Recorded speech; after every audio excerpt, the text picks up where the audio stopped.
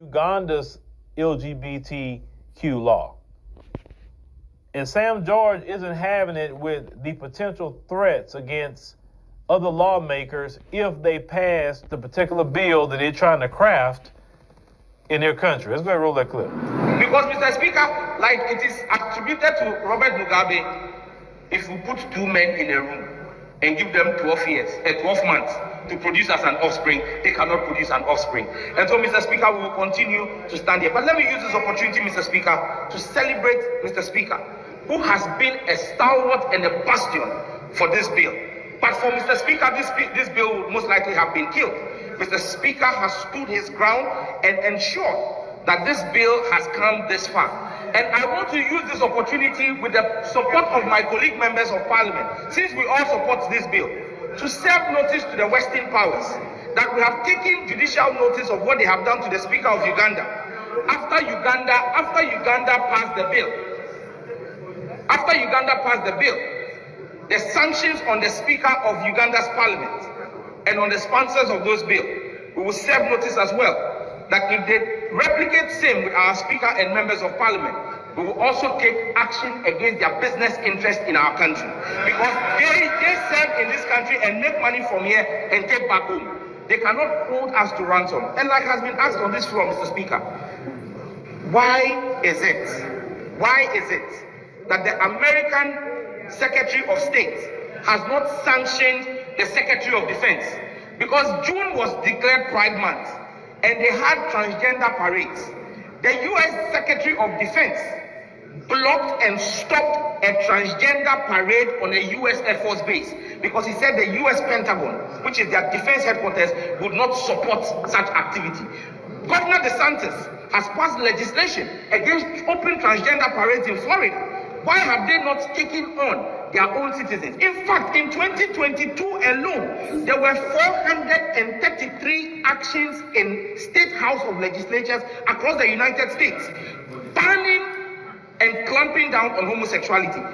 The Supreme Court of the United States, SCOTUS, just last week, passed a landmark judgment enforcing the rights of American citizens to refuse to offer services to people on the basis of their faith and because they were LGBTQ. Mr. Speaker, it shows you that even America has realized the error of their judgment and are walking back their steps.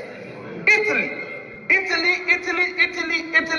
in June designated June also as Family Protection Month to counter the Pride Month. Maybe that's something Ghana should begin to consider, that we make June a family values month to celebrate the Ghanaian family value. We are aware of the attacks and the threats that have been made, but like we serve notice, we're a sovereign nation and we will stand for what is Ghanaian. And we also want to serve notice to those issuing the threats that carrying out those threats will be a high-risk enterprise here in Ghana. Because we will come on the floor of Parliament, use your platforms as media houses because we know you support this bill, and publicize every business that is from that country in this country that operates in Ghana, and call on Ghanaians to boycott them.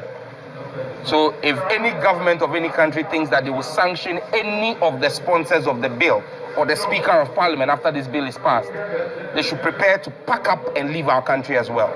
Because we would also instigate public outcry against their business interest in our country. If they work here, they must respect our laws. Because when we visit their countries, we respect their laws. And until we see them carry out those threats against the likes of Saudi Arabia, Qatar, Ukraine, or Russia, Bahrain, Kuwait, the United Arab Emirates, Russia and China, then they should stay off Ghana. We are committed to ensure that under the guidance of Right Honorable Speaker, we would go into the consideration.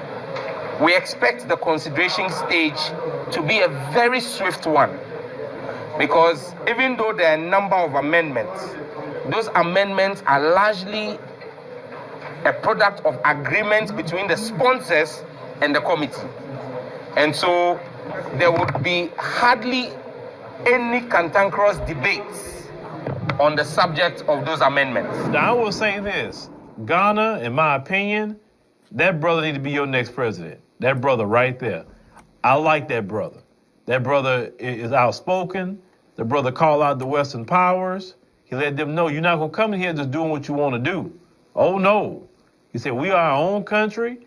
We are a sovereign nation. And you heard what he said. He said, look, if you gonna go it on and sanction all of us, we gonna just boycott your businesses and mess up your money in here. And I want to use this opportunity with the support of my colleague members of parliament, since we all support this bill, to serve notice to the Western powers that we have taken judicial notice of what they have done to the Speaker of Uganda. After